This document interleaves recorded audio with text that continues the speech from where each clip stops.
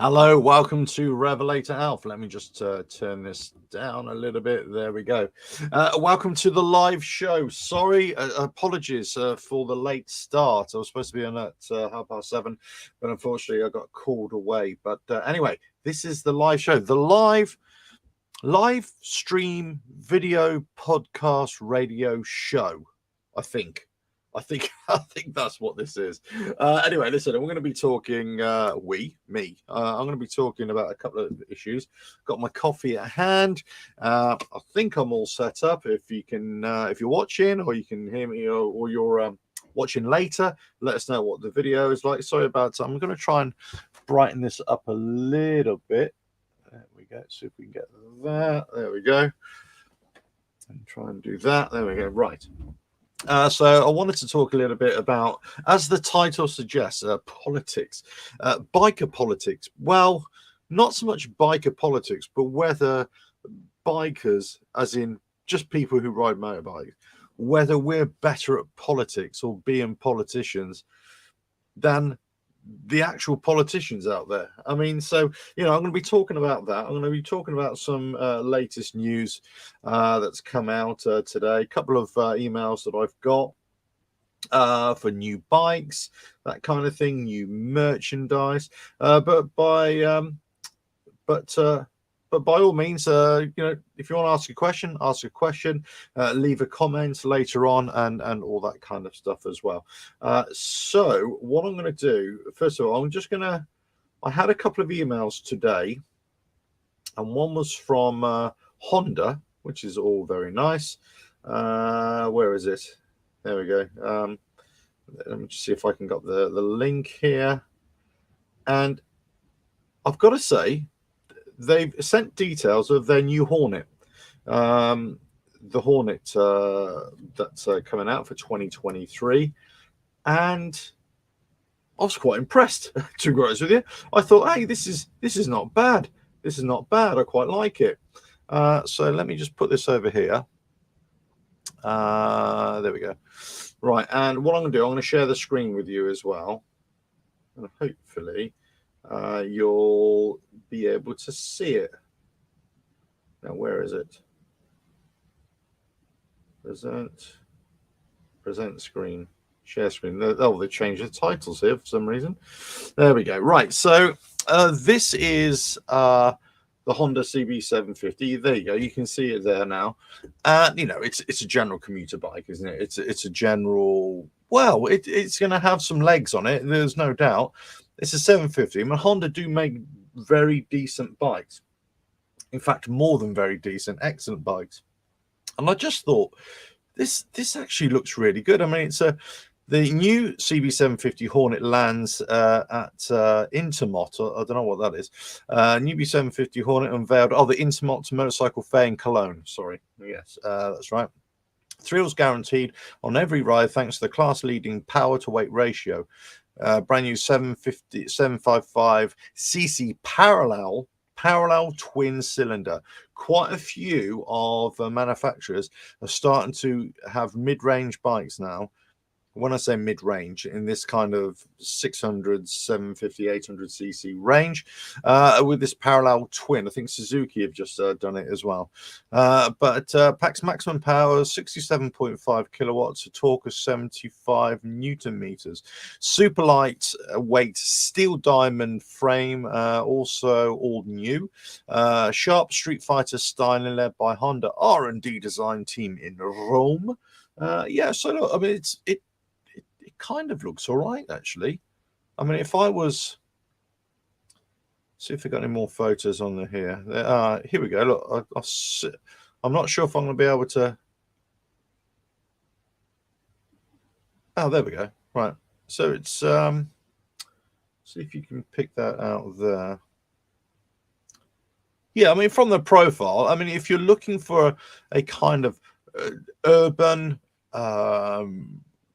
urban tool, let's say, an urban bike that will get you in and out of town and no fuss, great. If you want to go on a little tour, put the bags on, it's comfortable upright riding position. Yeah, I can see it. I mean, I can see the appeal of that. How do I get back to don't want that. What don't I want? Why don't I want that? Oh, okay, let me see if I can get. Yeah, it's all right, isn't it? I quite like that. Right, let me just get rid of that. So that's the Honda Hornet for you guys. I mean, I thought it was quite an interesting one. But yeah, John, Kawasaki have the new Z650 parallel twin. Nice. Exactly. I mean, I say this is my point really, that quite a few of the manufacturers, or I should say, the Japanese manufacturers now are coming out with these parallel twin engine bikes, and more, and they're making a good effort of it. I'd say they're doing quite well with it. So there we go. That's the Honda Hornet, and you know, I thought it was a decent looking bike. As I say Honda do make decent bikes, whether you like them or not. I think they make them mechanically really well. And if you're looking for that kind of ride, I think you could do you couldn't go wrong with a Honda in terms of reliability. Are they the best looking bikes? Are the best designed? Are they the best performing? Are they the best to give you that kind of enthusiasm or whatever, that thrill ride? Well, okay, that's another topic for another time, I would say. But anyway, listen, so that was that one. The other one that came to mind here, Triumph. Now, I've been getting quite a few emails from Triumph recently, and do you know what? This is quite apt really, because somebody was asking me the other day about the winter weight gloves that I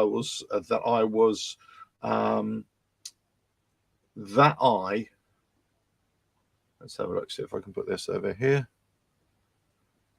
Get rid of that. Sorry, hold on.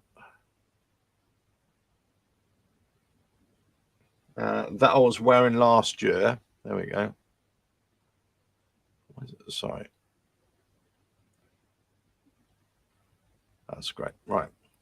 This one here, this is what I want. There we go. And hopefully you'll be going to be able to see this as well. So somebody was asking me the other day about the winter weight gloves I was wearing last year, and were they any good? And I said, yeah, they're very good. They're both the Kais gloves and the Gerbing gloves. Very good gloves. But here I'm going to show you the gloves from Triumph. Now, as I say, they've got these new type, and it's this type here, which is obviously they're all going to be labeled up, as Triumph gloves and all that kind of stuff. So we get the deal there. This one here, this Blissit waterproof Primaloft insulated gloves. These £65, for winter weight gloves, not too bad. Dalsgaard Gore-Tex gloves, 130. Pinnock waterproof Primaloft as £100. So you got different different gloves to appeal to lots of different people. I think gone are the days where some of these manufacturers were just essentially taking gloves that other glove manufacturers make, or jackets that other manufacturers make, and but now they're heavily involved in their own designs, or they may still go to the manufacturers of those gloves, but they're doing it on their own, as it were, much more these days than they ever used to. And merchandise and clothing is a big deal, when it comes to, look, we all know what Harley Davidson, their clothing, their merchandise is a big seller. It's a big part of the business. And other companies like Harley Davidson, and I'm going to put Triumph in that mold, or I'm going to put BMW in that mold, they're doing similar kinds of things. They are coming out with their products. I mean, Triumph have been doing this for a long time as well. I'm not just saying they're the new kids on the block, as it were. They've been doing this for a long time. But but they're coming out with decent quality gear. It's not just marked up merchandise, as it were, where the quality is pretty crap.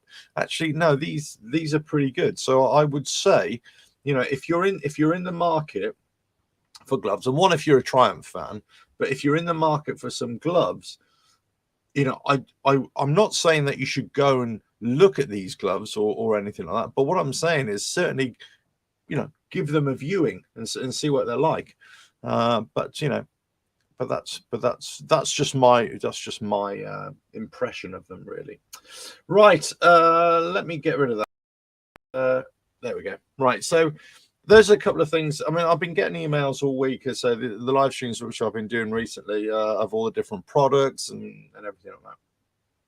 So I'm getting them daily. So anytime I come out with a live stream, I'll quickly run through a few different products. The other ones I got were from some of the other sort of Chinese motorcycle manufacturers, and I got some from Harley Davidson as well. That was just merchandise, and that was just the rest of it was just marketing nonsense, really.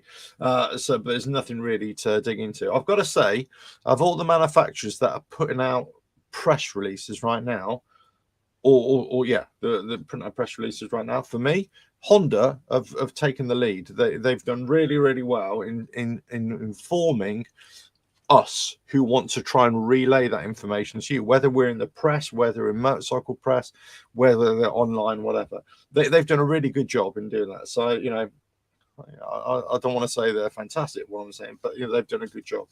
So hopefully that gives you an early view of things that you can go and find out for yourself now as well. But anyway, what I want to talk about tonight is some of the things that have been cropping up in society, let's say. Now, this is kind of motorcycle related, but it isn't. And what really sort of sparked this conversation was somebody made a remark during the week, having a brief conversation, and they were blaming the government. They're blaming the government for everything, blaming the politicians for everything. The interest rates and the inflation, and anything that was going on, they're blaming the politicians. And you kind of think, well, do politicians ever get it right? And could we do better? And who in society would do a better job? And I think there's a fundamental problem here. There's a fundamental problem with people who either start playing politicians or start acting as politicians, or who are dragged into a political situation. And I'm not talking about mainstream politics. I'm talking about politics in any given situation. So let's just say with the motorcycle culture, or motorcycle clubs, or say, or organizations as well, we all know that any group of people, there's always going to be some kind of conflict. There's going to be some kind of jockeying for position. There's some kind of individuals want to make themselves the center of the universe, as it were, and it always comes down to group dynamics. Whether whether you want to go along with the group, whether you want to come up with your own ideas, whether you want to go enough in a different direction. So the politics within group society is the same as pretty much the politics of a nation, or politics of lots of countries. The politics between one motorcycle club and another motorcycle club, one knitting circle and another knitting circle. The group dynamics, the communication, and the politics between and the way they communicate and way they hash out deals is exactly the same. But also people of different persuasions and different thoughts, let's say, different ways of thinking. So nobody needs to know how politics works, but within the motorcycle world and motorcycle clubs, there are lots of politics to get involved with, and some people like that, some people don't. Some people, excuse me, got a bit of fluff in my oh, what's going on? There we go.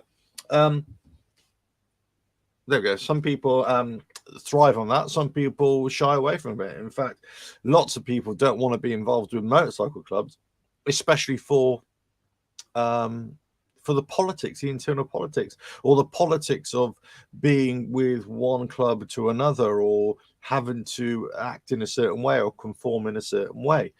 But it doesn't have to be about motorcycle clubs. It can be about motorcycle organizations. But you kind of wonder, people who ride bikes, or people who are in, work with their hands, or they operate some kind of machinery, a lot of times they have some kind of a level-headedness about an appreciation of society, and the fundamentals of what is right, what is wrong.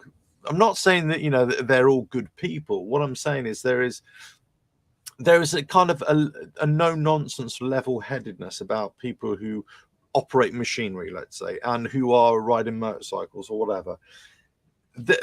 So you kind of wonder, actually, would that personality type, would that type of person with that kind of interest, do they make better politicians? Well, I think that's possible. I mean, over to you guys. I mean, let us know. Do you think bikers make better politicians than the politicians themselves? I'm not so sure that's true. I'm not so sure that's true because, as you know, anybody who's involved, and again, I come back to group dynamics. Anybody who's involved in group dynamics would tell you that, unless that dynamic is controlled and there are hard and fast rules of how somebody should act and how somebody shouldn't, invariably there's always going to be some kind of movement and some kind of individuality or individual thinking. And the best motorcycle clubs or the best organizations have a very hard and fast line, I would say, or a very hard line, I should say, about sticking to the rules. And, the group dynamic or the group is much more important than the whole, than the individual. So if we talk about mainstream politicians, and this is where I think there's an inherent problem with modern day politics, modern day politicians, and also the engagement and the interaction with members of the public. Because society has moved on, society is just so much more aware now, so much more going on. We're in international, we can communicate with each other. This is just normal people, across the globe, by any social media. We can communicate with each other. I could do a live link now with anybody who wants to come on here. I could share the link to come on with a video chat, and we can be talking to each other live. And also you could be watching it live, from anywhere in the world. So our ability to communicate with each other, our ability to rely on our own sources of information has made us grow up as a people, made us grow up. So we're not that interested in politics, politicians. We're not that interested in religion to many degrees, especially in the Western world. So all of a sudden then you get people who want to be politicians, and I believe this wholeheartedly, that they start out, most politicians start out fundamentally wanting to do the right thing and wanting to help their community and wanting to do good in society. They have big ideas, or they have ideas that think they can help. But unfortunately, when politicians within a group have to operate by the bylaws of that group, then their integrity, their own individual integrity, becomes compromised, and their decision making becomes compromised because they have to toe the party line. So this is just the same as if you're in a motorcycle club, in a knitting circle, in an art club, or whatever. Within a group, you have to abide by those rules. And if the mood of the group is to go one way, but you want to go another way, then you're not going to get very far, within that group. Now, the best politicians, you could say, the best thinkers, the best free thinkers are independent politicians, independent people who are not associated with groups or organizations or clubs.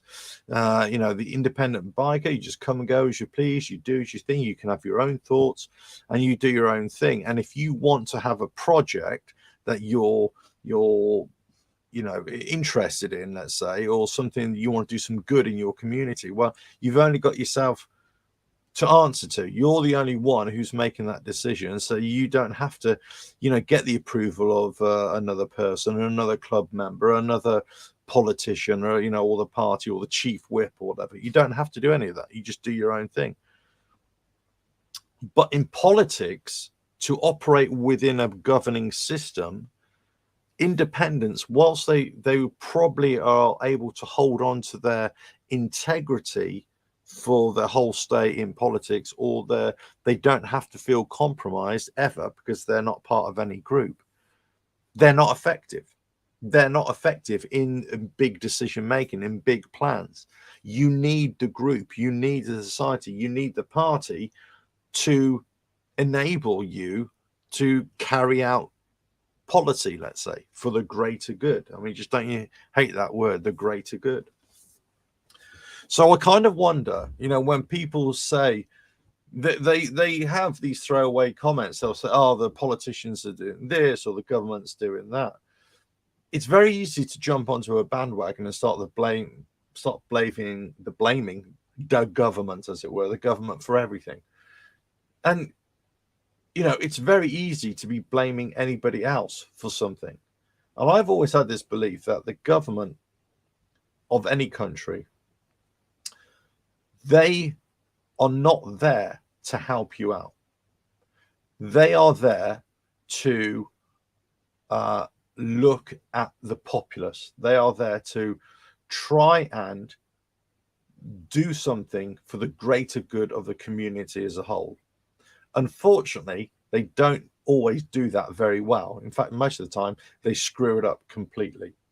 And what they end up doing is causing problems for individuals or certain groups in society or certain areas in society.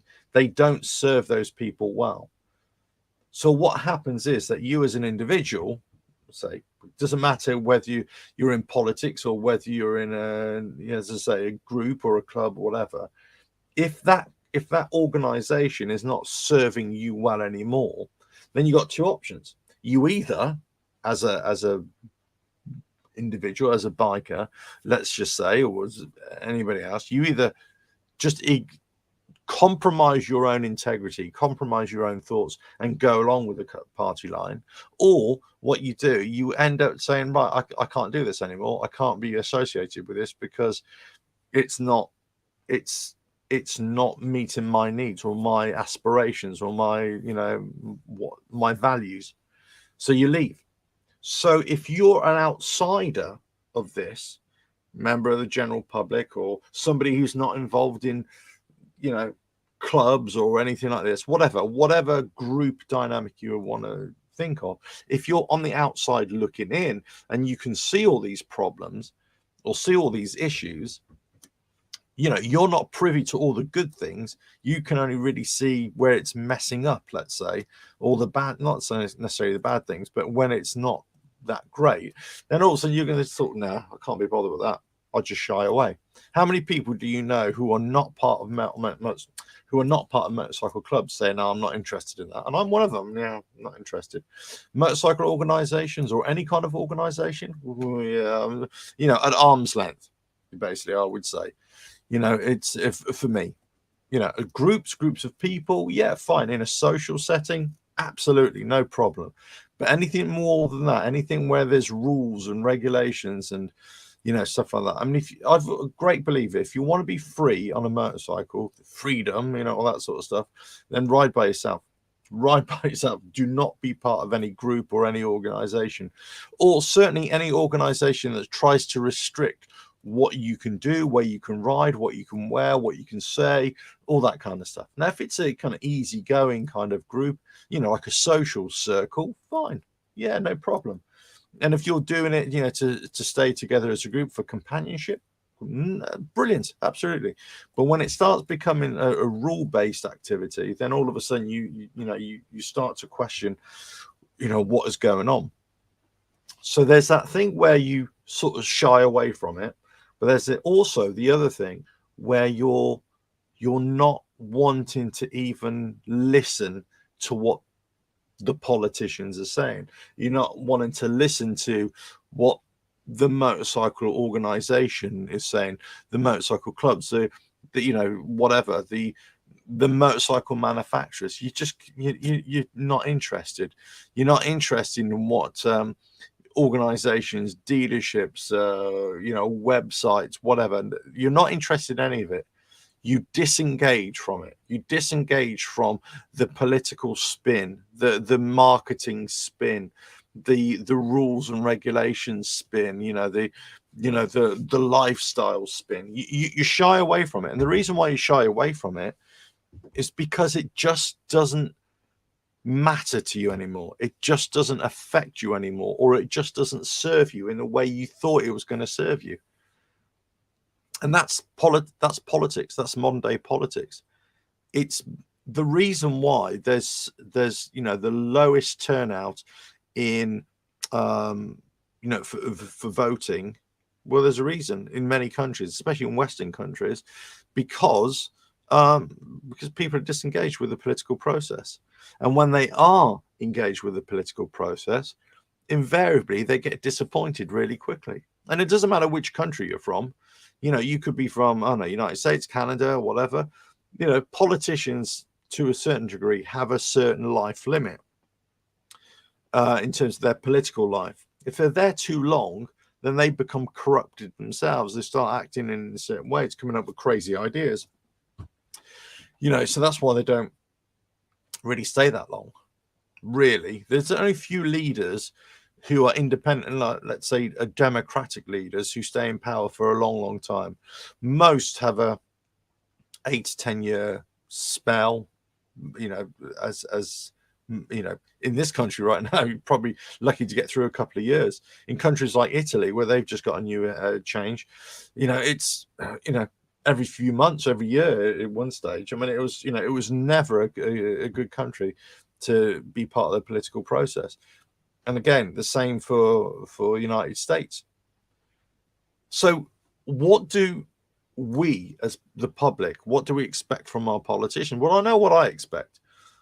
I want absolute honesty. I want absolute integrity. I want somebody and a party to actually stay there and say, look, these are our reasons for doing stuff. We are here to help the population. We are here to help people in need. And those who we support, we're going to support those who need our help most. And we need to build up the infrastructure and do that. And we're going to tax accordingly. And we're going to make sure that those in society and those corporations in society are taxed more. I'm not necessarily a Labour or Conservative or Liberal or whatever. But what I'm saying is they've got to have policies that are completely fair. And everybody across the board can see. The problem is they don't. The policies always tend to favour one side or another. And most people just fall in the middle somewhere. They fall in the middle. They've got a bit of the left in them, they've got a bit of the right in them, and they've got a bit of the middle of the road in them. They've got a bit of everything. Most people, and they would have you think that you can only think in one way. You can only believe in one political process or one political party, but there isn't. There are lots of different ways. There are lots of different things. But somewhere along the line, the powers that be, either the politicians in power or those trying to get into power, they try and spin you a line and they try and tell you something that their way is the best way and they're out there for you. And in the end, they don't.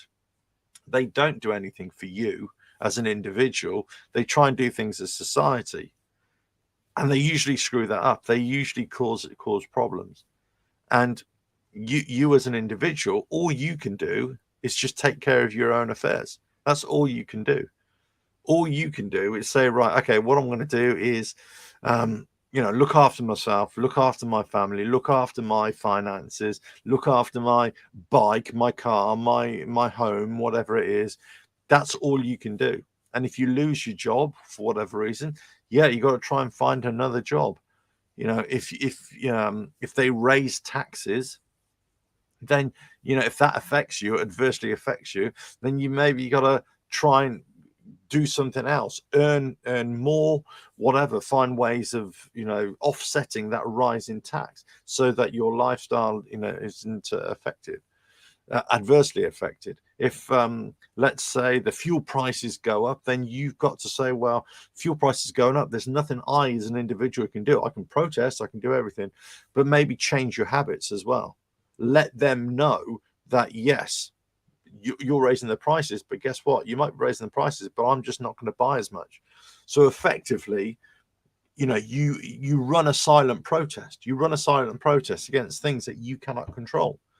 So that they John, they will determine, who they're going to help and what members of society or parts of society are in need. And John says here, depends on the definition of who is in need. Well, absolutely right.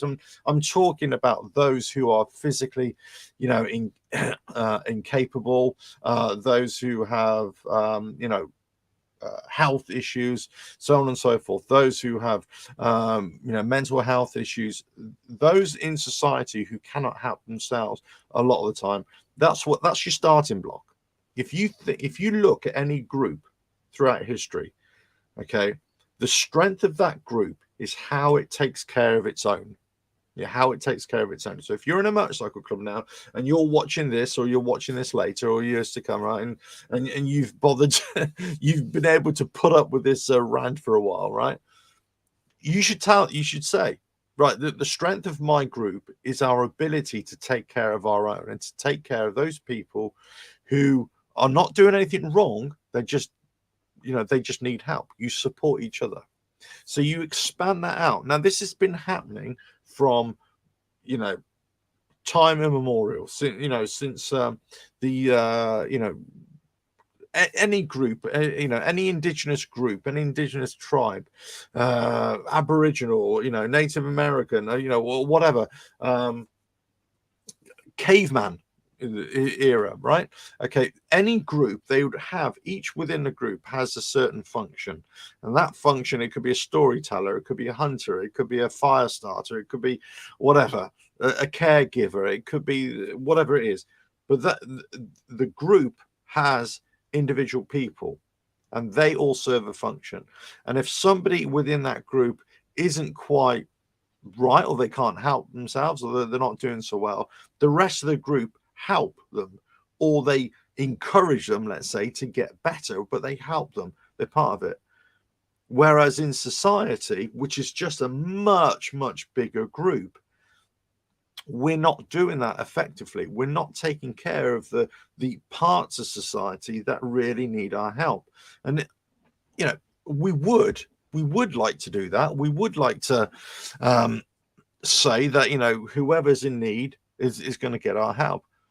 But the people who don't need our help don't necessarily, it's not that they don't deserve our help, it's just they don't need our help, or they don't need the government, the ruling council, to help them out. They're the ones who are going out there and doing things for themselves, right? Well, let them get on with it. Let them get on with it, and let them, as long as they operate within the rules of society or rules of the group, that's fine. What we need to do as a society is that we employ politicians to act on our behalf, which they always forget. They always forget they're acting on our behalf.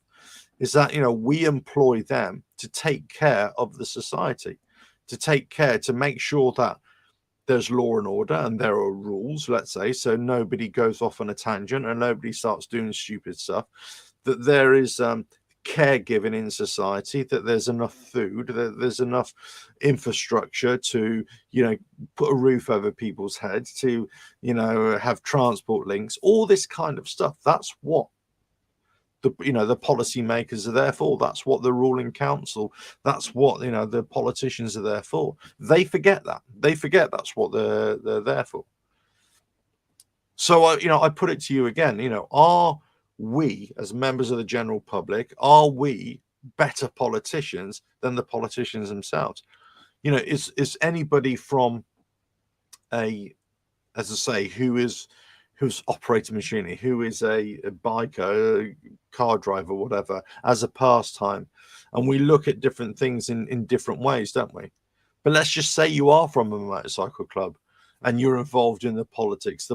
Could you use what you know about navigating the political waters of a group dynamic, or intergroup dynamic between one club or another, or whatever? Could you bring that out and use those skills for the benefit of society? I'm not so sure we could. I'd like to think that the personality type might be right, but I'm not sure we could. As I say, my kind of politician, my kind of political protest are ones that are absolutely honest. They'll be honest with you to say we can do this, but they'll be honest and also say we can't do it. We just don't know how to do it. We're just trying to find a way, but we want to do this, but we just can't do it. And I think sometimes, if you look at early politicians when they're trying to get into power or they just get into power, sometimes they do that. They play this card. They say, yeah, we're really trying. We want to do it. We want to do this, but we're not quite there. We can't do it because of this. They're honest with you, or they're trying to be honest with you. And then the cracks start to form. And then, you start to hear little stories are going behind the scenes. And then you think, everything that you've been telling me for the last year, 2 years has been a complete lie. Everything has been you're serving your own interests. Everything that it's self-serving. Everything is because you're trying to listen to the lobbyists or some kind of multinational corporation who's trying to fund you, and you're not really thinking about us as a society, as in individuals within the society. You're thinking about your own careers and trying to stay in power and please those that are fueling you or fueling your campaign just to keep you in power. And and that's why people like me, or many of the people, especially the young, are disengaged with politics. They're disengaged with not politics per se, but any political process, anything that involves in politics, anything that involves people, having their own individual thoughts and opinions and their desires taken away from them because they have to abide by some kind of political process, whether it's in the office place, the workplace, whether it's in a social scene. There's some kind of rule structure, some kind of dynamic going on that you just don't care for, and you think, you know what, I want to step out of this. I just don't want to be part of it. And that's why most people are not interested in politics. Or I should say, they're interested in politics. They're interested in what politics should be. They just don't believe politicians. They just don't believe politicians. That's it. Let me get into a couple of comments here. I know I've ranted on here a little bit there. The best way to judge a country is to know how it treats its weak, poor, and prisoners. Yes. Yeah, that's right. Yeah, absolutely. Yeah, how you judge a society or a country or whatever it's how it takes care of the most vulnerable, the those who cannot fend for themselves, and those who are elderly as well, and those who are, let's say, who are under rehabilitation. Let's say whatever. Well, John, yeah. Will Liz Truss have a long career? She's our new prime minister by election within the party. Well, at this rate, she'll be gone within a couple of weeks, won't she? I mean, it's just been one disaster after another. And again, this is about them, people coming into power and having their own agenda and not really being voted in by the people. It's the party that votes them in. And the people just don't want them there, or they think whatever they're coming up with is just, it's alien to the population. And then they come out with, a tax policy, let's say, that is just crazy. It's just bonkers. Now they've had to do a big U-turn on this policy. You think, well, why does it take the outcry of society, all your political friends, all your political opponents, and everybody in society saying this tax policy is complete bonkers? Why have you done it? Why does it take that for you to reverse it? Well, why can't you think of this in the first place? What makes you think that was a good thing to do anyway? But people, they do. They are blinkered by what they believe. And again, I put it to you. I put it to, those of you in society who are kind of disengaged with it, who are had enough of it. I mean, I've always said this for many, many years. I'm not. I'm kind of interested in politics, and I'm kind of interested in religion as two starting points, but I just lack a vital component of those two, and that is faith. I don't have faith in the word of man or woman. That's it. You know, I kind of believe in the political process and the reasons for having governments and high councils and that kind of thing. As I've explained, it's really designed to we the people contribute into this pot, this society, and we appoint people from within our society just to oversee it, make sure it runs nicely for a short period, and then we'll change it up a little bit, right? That's what it's supposed to be. It's supposed to be something like that. But it's not always something like that, but it is supposed to be something like that. I've always said I just don't have faith in why that. I just don't have faith that is happening or how it's supposed to happen. I don't have faith that the word of God, let's say, if you're talking about religion, the word of whatever God you want to worship is necessarily being delivered properly to everyday people, because we're so much more worldly wise these days.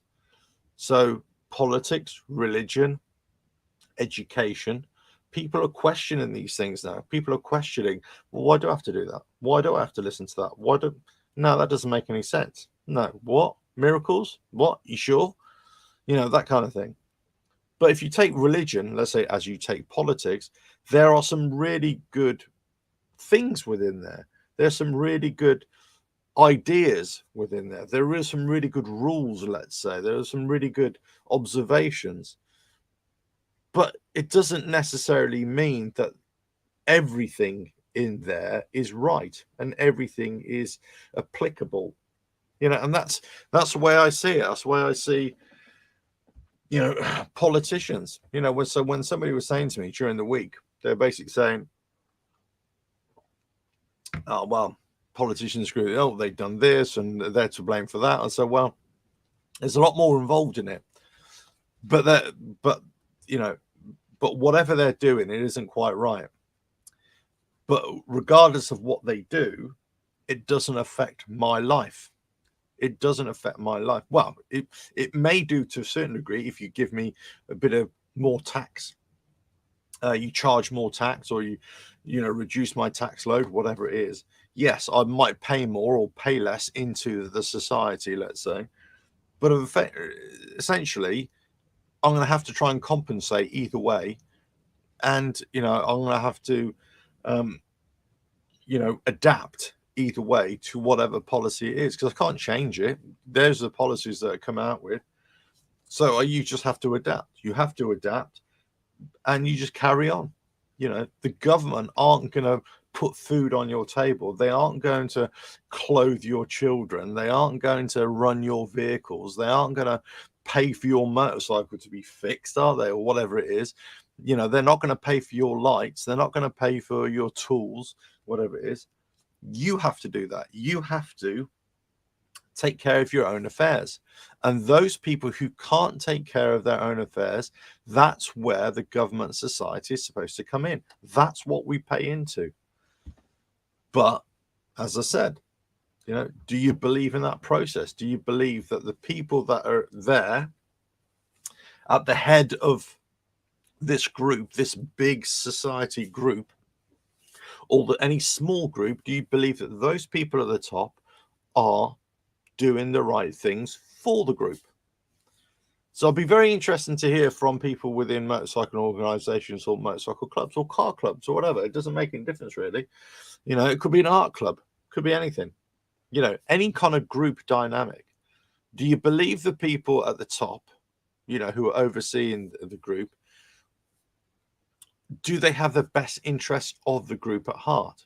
Are they doing everything for the group? And I believe that those who do a really good job always do that. They always put the club first or the organization first, and they do things, not by themselves, but they do things on behalf of the club in cooperation with other people in the club, within the organization, whatever it is, within the business, whatever it is. And those are the people that you would think, well, you are really good you're a really good politician, you're a really good leader, you're a really good collaborator between other human people. Is that right? Is that the word I'm looking for? Yeah, you work well, you communicate effectively. And it's those kinds of people, and I'm sure you've come across them in your life. Those are the kinds of people that you think, you know what, you make a great politician, you'd be great in politics. And I just wonder how many more people would actually go into politics if they felt that, you know what, they could still make a difference and not be compromised, and still bring their own values and modern day values into it, and still not let people get away with stuff that they shouldn't be getting away with, or has warped views of, what is society.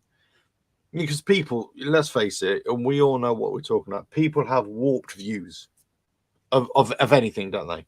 It could be warped views of what society should pay for, or how we should treat other people, or how we do this, and that kind of thing. Fine, everybody's entitled to their opinion, but it doesn't necessarily mean because you have a warped view, or not even a warped view, you have a view, an opinion, that everybody else has to agree with it, and then that society has to suddenly, all the people at the top of society, the policy makers and the politicians, the powers that be, all of a sudden kowtow to anybody with some kind of new way of thinking. She say, hold on a minute, just because you want to think like that doesn't mean the rest of us don't want to think like that. And that's what's happened in society as well. We've this wokeness that's going on. We know all about this wokeness, this political correctness, to a certain degree. It's just gone way too far to the point where those who are complaining, or those who are trying to be politically correct and woke and all the time, they've taken it so far the other way that they're being so anti-woke and not political correct themselves, that they are almost being dictators. They are dictating to how everybody else should think, and how you and I should think, and what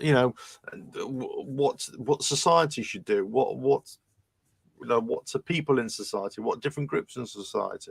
Now, I'm not saying there should be free reign and there should be anarchy for everybody, but what I'm saying is that you can't just let people who have a certain view start dictating to everybody else what that is, because you started off as a minor view and then all of a sudden becomes a large view.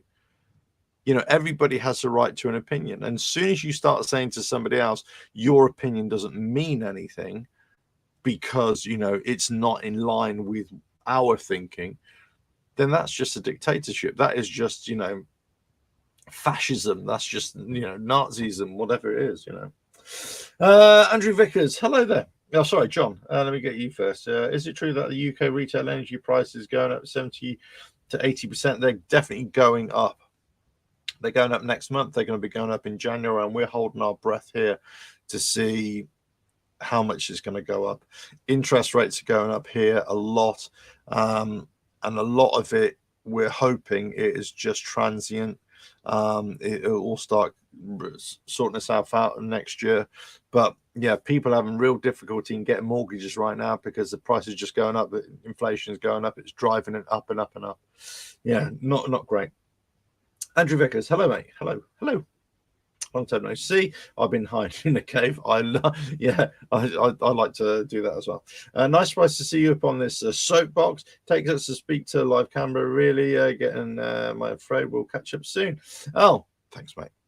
Good and good to have you on here, and hope you're well. But listen, I thought what sparked this whole thing for me tonight, as I say, was a couple of things that I overheard, a couple of conversations that I had this week about politics and politicians, and I make no I don't hide away from the fact that it's not that I have a poor opinion of politicians or whatever. I just don't have faith in what they're telling me is right, or that it applies to me. That's it. I am one of those disengaged people. And I'm one of those disengaged people because I have a very firm view of what politicians should do for us in society. And they should not be self-serving. They should be for the people. What's the Americans say? Of the people, for the people, by the people. Is that right? That's not right, is it? But you know what I mean. They should be of the people, for the people, by the people. That was it. It's that's where it just doesn't. It's just not there anymore. So I look to other parts of society and I say, right, okay, we're all involved in some kind of politics, aren't we? Where any kind of group dynamic has always got politics. If it's just like Andrew, right? He's just been living in a cave for a while. Yeah, I like hiding away in the cave as well, because guess what? You got nobody to answer to there, so therefore there's no politics. There's only the politics of yourself. Wrestling between one decision or another decision. Do I have a cup of coffee or do I have a cup of tea? That's your politics, right? If you're by yourself. But as soon as you start trying to act with or get involved with other people, or getting within groups of other people, then yes, minor political maneuvers is always going on. It's inevitable. It's inevitable. So again, at a very early stage, you can step out of that and just be independent and sort of navigate those waters and try and stay away from the sharks and the crocodiles. Or you can start getting your sword out and start swashbuckling your way through it. But we all do it, whether it's in a workplace, whether it's a social setting, whether it's some kind, you don't say something because you think, well, if I say this, then it's going to cause that problem. Or if I do say it, some people just say, right, I'm just going to say what I want, but then that causes problems and you end up, in conflict and, everything like that. So we're all involved in it. But it comes to a point where you think, actually, who is best prepared to deal with that position? Who in society is much better? And I think I've met people, and I'm definitely not putting myself forward here, but I'm saying I've met people in society, or I've met people on my travels that I think you'd be bloody good as I'd vote for you. I'd vote for what you stand for. The problem is I'd vote for you, but you wouldn't be able to do anything because you just haven't got the power to do it.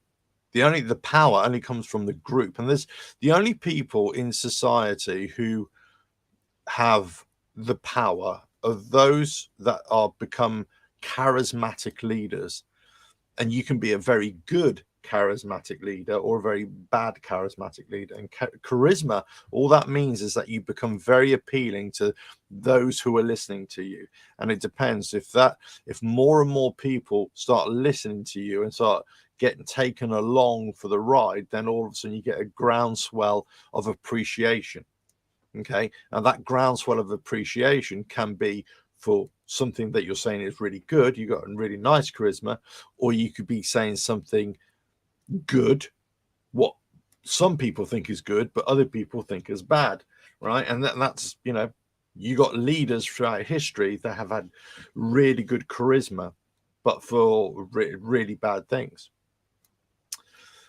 So you identify certain people in society, you think, crikey, it would be really good. And I've noticed more and more people, let's say from ex-celebrities, that you wouldn't associate with politics. They've come out with certain things, and you think, actually, you're all right. You think logically here. You're saying the right things. Then you get other people from normal walks of life, and you think, oh, yeah, you've got your head screwed on. You've got the right.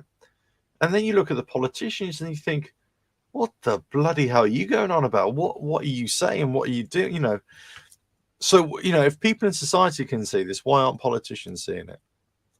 You know, and I'm sure we've all had rolled our eyes at some of the things that politicians have done over the last few years throughout COVID, and you know, for here, COVID and Brexit, and both sides of the argument, both sides of the political divide, and you kind of look at them and you go, "What are you saying now? What are you doing now?" And then you just switch off. You just can't be bothered. And you just wonder if there's any going to be out there. You know, if anybody's long in the tooth, and you've seen a film called Brewster's Millions. Brewster's Millions was a Richard Pryor film from back in the day, and basically, you know, he's cut long story short, he has to spend a load of money in a certain amount of time, right? So he gets taught a lesson to value money, right? So he decides that he's going to waste a load of money on a political campaign. The campaign was vote for none of the above, in other words. And because he started engaging with people who were saying, I'm not going to vote for anybody above, so vote for none above, people started supporting him, and he didn't want to be supported. He just wanted to spend this money type thing. And that's it. You know, people will latch on to somebody who's just saying, look, don't vote for any of those. They're rubbish. And you'll probably find that people will start voting for you because you're talking sense. You're talking about, you know, stuff. So anyway, listen. I think I've harped on long enough. Thanks for joining. I just thought this is a really good thing to talk about tonight, and talk about, you know, what we can have or what we can see in all our walks of life as political maneuverings. And then sometimes some people do it well in an organization, in a group, in a business, in a, you know, in your bosses, let's say, they might be great political political movers, but others aren't, you know. And you sometimes think, well, those actually in the business of politics, you know, in government, you just wonder, did anybody ever pull them aside and say, you're not very good at this, you really shouldn't be doing this, you know, go be an accountant, go be a road sweeper, go, you know, go farm chickens, whatever, but whatever you do, don't be a politician. And I think maybe that's a lesson for us all, isn't it? You know, sometimes don't blindly follow those, you know, at the top, because invariably politicians these days they're not serving you, they're serving their own interests. And when those interests mean that, you know, you start having conflicts with other countries, you start having rhetoric with, you know, against other countries and the country's leaders, all in the name of us. And you say, hold on a minute, you don't talk for us. You know, the whole not in my name, not in our name thing, you know, there you got to think, well, something's wrong here.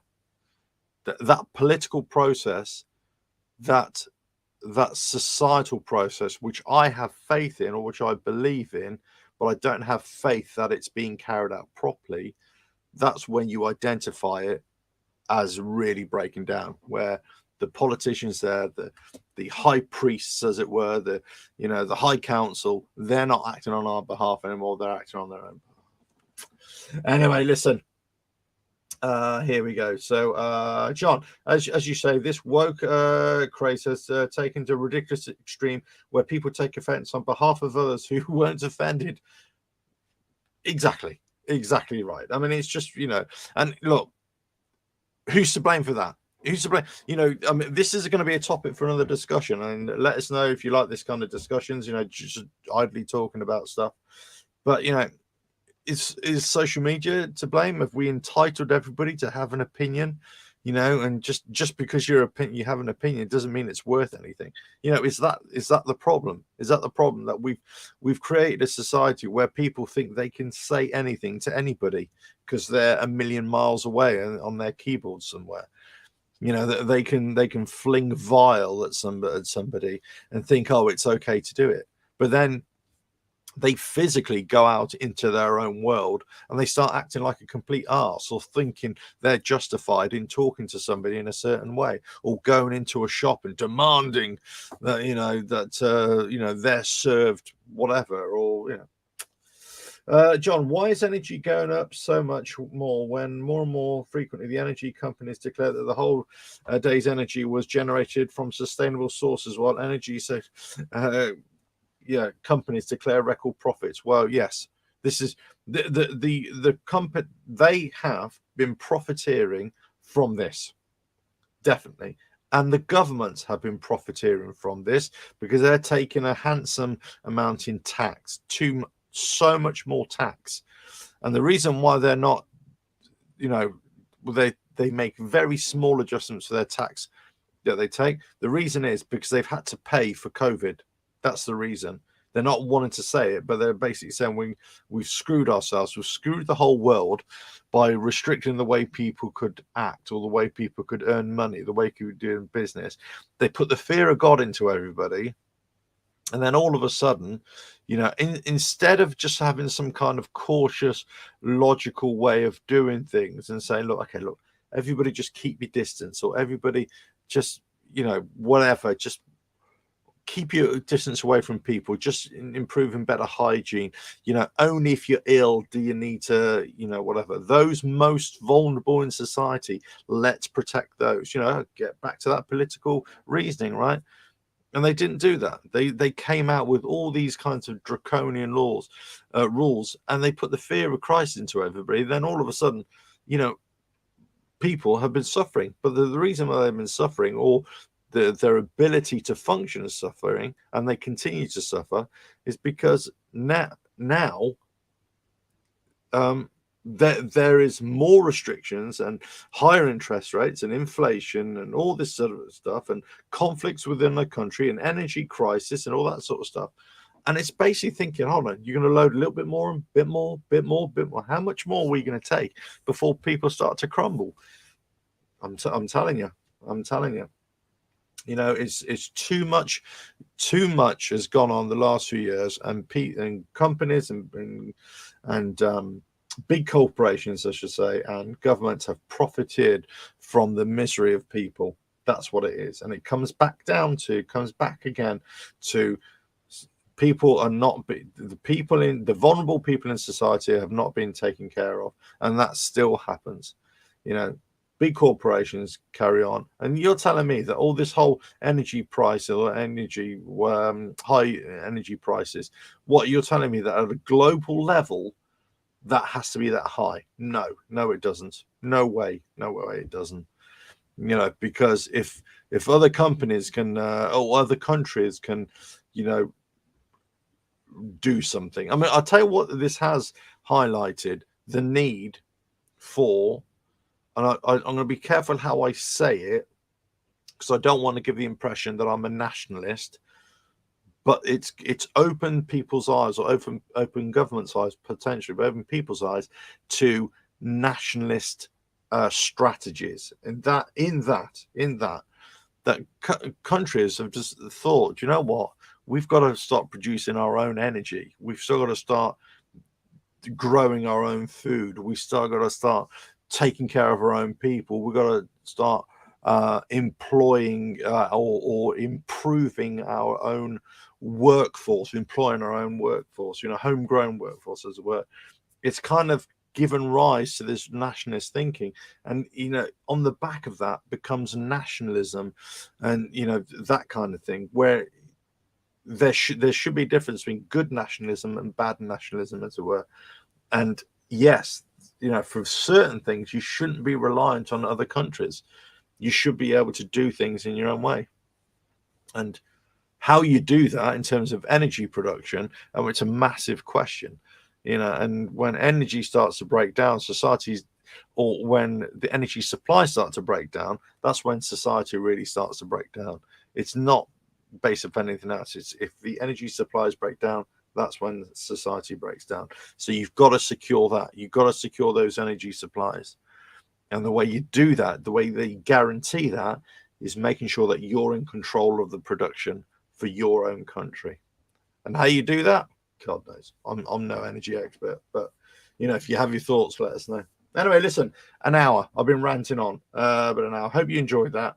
It's a discussion, as I say. I thought I wanted to bring this. I want to see what people have got ideas, and how and what people think about this kind of stuff. So I'll come and do another live show sometime this week, possibly, and go through different things. I'll see what else comes via my email, see what more biking news I got, more motorcycles coming in. I'll have a look at the press and see what new bikes or new tech is out there as well. Anything with Triumph and Harley Davidson, BMW, all those kinds of things. Those are the ones I tend to look at more these days, I've got to say, as well as the big Japanese four. I tend to look at that. I tend to also take a little interest in the smaller manufacturers as well, and a cursory eye over the electric world as well. You know, all of that information is on the website. If you go to resources page on the website, it's all there. You can show your support and help support the channel with a super chat, super stickers, and that.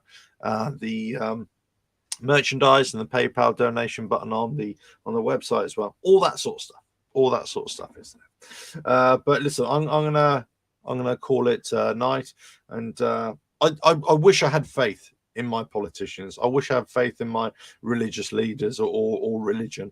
You know, I just think that the word of man gets corrupted, or, you know, it's too easily corrupted. And that's the thing. I think, you know, we got back to believing in a process that actually helps society, is there for society, or that, you know, a religious belief that is for the reason is to make you a better person, then I think that's something we can all latch onto. But if it's not doing that, if it's creating conflict, if it's creating wars, or forgetting those who really need that protection, then it's failing, isn't it? And that's what I think, is failing. Anyway, listen, thanks all for joining. Thanks for watching. And well, yeah, we've had a few people watching tonight. Let's say something different. I wanted to bring something different. I wanted to start discussing other topics on this channel as well, and from a biker's point of view, from a motorcycling point of view, you know, as well. Right. And well, anyway, I'll all I can say is have a good evening, and I'll see you on the next one, whenever that is. Thanks for all the support. Thanks for all the comments. Thanks for all the emails that I get as well, all the messages as well. Thanks for everything. Really appreciate it. And well, see you again. Ta-ra.